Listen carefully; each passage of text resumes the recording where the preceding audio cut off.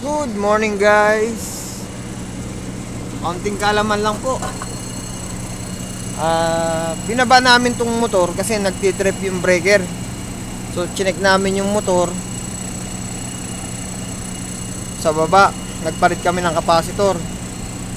Pagkatapos chinek din namin yung supply dito tsaka doon sa breaker. So okay naman. Ang pinagtataka na lang namin, ba't sa baba gumagana? Ngayon, nung minarkahan namin yung supply, yung pinaka hot, yung pinakalinya.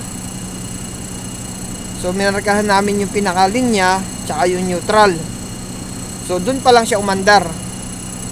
Pagkatapos nawala na yung init niya, hindi na siya nainit nung nagpalit kami ng kapasitor. Yun. So itong motor na ito may polarity. Kala ko